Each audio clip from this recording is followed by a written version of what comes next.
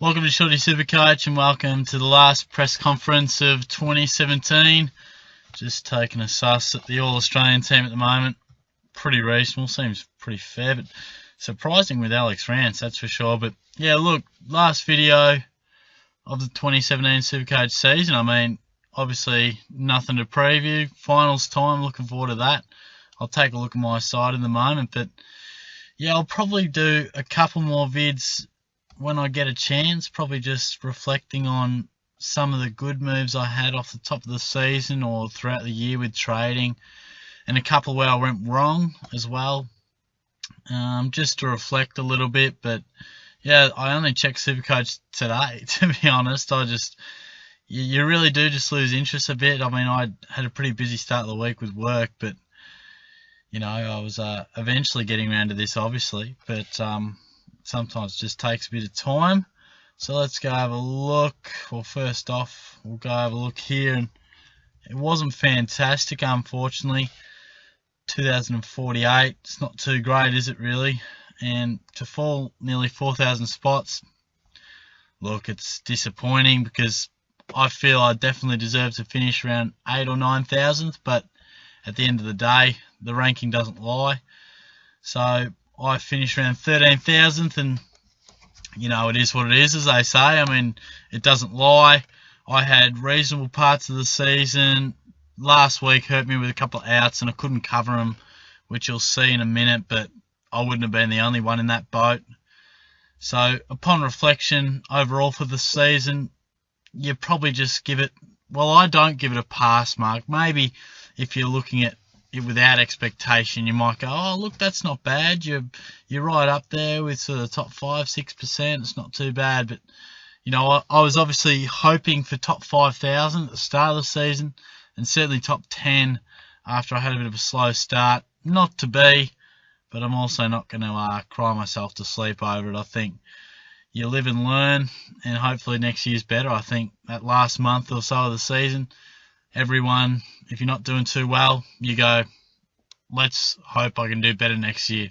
Sometimes there's that little bit of a period where you're like, gee, I bloody hate SuperCoach, but soon enough, we all get that little bit of optimism, that little bit of hope back that maybe it could be us. Why not us, they say, as the doggies say. You know, you just never know, and SuperCoach doesn't take physical ability or being an absolute wizard. Sometimes the average Joe can win, and I guess that's what keeps us going. By the time November rolls around, we just have that little bit of hope that maybe we could finish right up there. But I'll quickly go through my side. Nothing to really write home about, and there's really nothing to talk about because there's no next week. But look, the back line underperformed, clearly. Doherty and Williams were respectable scores. Tui and Shaw were poor, and Laird and Lloyd were just so-so. But as a collective, they were disappointing. Witherden, of course, tunning up there. Would love to get him in for DeLuca there, but it just wasn't to be. Dual position style just wasn't there to be. But the midfield went really well. Of course, Dangerfield captain. Everyone would have had that, so it's somewhat irrelevant. Martin was unbelievable. Probably sealed the Brownlow with that performance. Well, he's got it, obviously, but I think him and Dangerfield would have been very tight up until that. And I do feel, you know, they both probably would have polled 3, but I think certainly those last few weeks, Martin edged clear. Mitchell, as reliable as ever. Adams, very good season. Bontempelli, yeah, he wasn't great. Had his moments after I brought him in, but overall not great. Treloar wasn't a great premium selection. And in hindsight, Cornelio, you know, when I was looking to bring someone in, if I think it was Pendlebury or Selwood, well, it wasn't Selwood because he's right there, but I think I was tossing up the risk factor of Dane Beams or Cornelio, who perhaps doesn't have the scoring ability, but most likely won't get injured. And look, Dane Beams clearly the decision. Just one of those little ones that you're 50-50 ball, but it costs you about 200 points. So at the time, it doesn't seem like much. And of course, Hanbury was out, which hurt. And Max Gawn, there was one positive. He's going to be an absolute lock for next season, barring no injury through the pre-season. But he certainly did me no favours. I thought it was a no-brainer at the time, but he really struggled throughout the back end of the season. Wouldn't surprise me if he had a bit of surgery. Steph Martin also. It was tough picking Ruckman premiums, and Martin just probably didn't quite prove what I had hoped. Certainly, I brought him in, but I did think he would probably go a bit better. McRae was fantastic for the whole season. Elliot Yeo was reasonable once I brought him in. Dalhouse certainly struggled in that back half of the year, and Higgins had his moments, and overall you'd have to give him a reasonable tick. He had some poor games, but I think for the player he is, an average of 92, you'd have to give that a pass at least. And Nankervis was a great selection for the year. Certainly didn't expect to hold him through the whole season.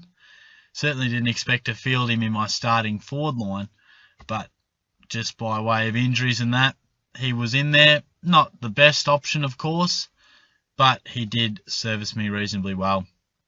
And Heaney, I think, will be a player for the future that we have in our sides for many years to come. Not his greatest week of all time, but he'll be very good for us. So, look, that's how it all went for me. I mean, it's a strange feeling when SuperCoach is done. I mean, you put so much work into it, and then when it's finished, you're just sort of like, yeah, all right then, see you next year. It's strange, but, you know, unless you're really right up there, or, you know, most of us walk away not satisfied.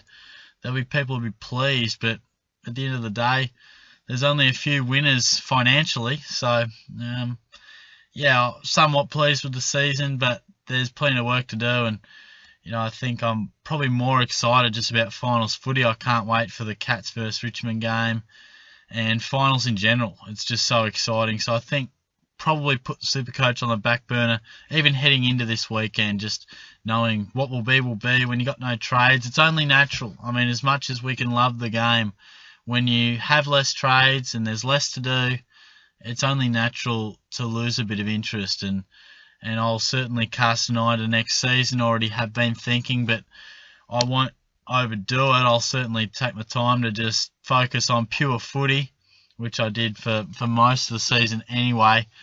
Most of you guys would know my philosophy, Friday to Sunday on SuperCoach.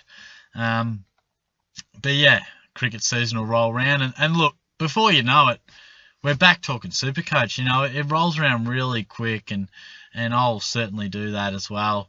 Somewhat quickly, we'll be back into it, talking about it, and I'll be back. No doubt about that. So, yeah, thanks for tuning in, guys. I do appreciate it. And thanks for all the subscribers. If you've been with me for a couple of seasons, thanks. And if you've come on in the last few weeks, thanks again. Hopefully you can hang around. And certainly my busy time is pre-season. That's certainly when interest is at its heightened state.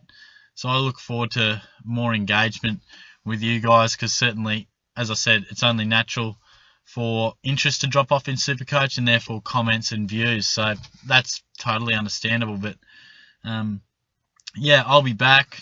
Thank you very much for joining me throughout the season. I've really enjoyed getting around to your comments and a few different things with this style of press conference, and certainly some different stuff visually, and just in general, it's been a really good season for Shorty SuperCoach. The channel, it's really grown a fair bit. And of course, there's a ceiling on this sort of a channel. It doesn't have a wide audience, but I hopefully can build on it again next season, and hopefully cater to whether it be 900, whether it be 800, or whether it be 2,000 if one day we can get to around there. But whatever the Shorty SuperCoach community is, I'll be certainly catering for it, and I appreciate you tuning in, especially the guys who I know tune in every week, comment weekly.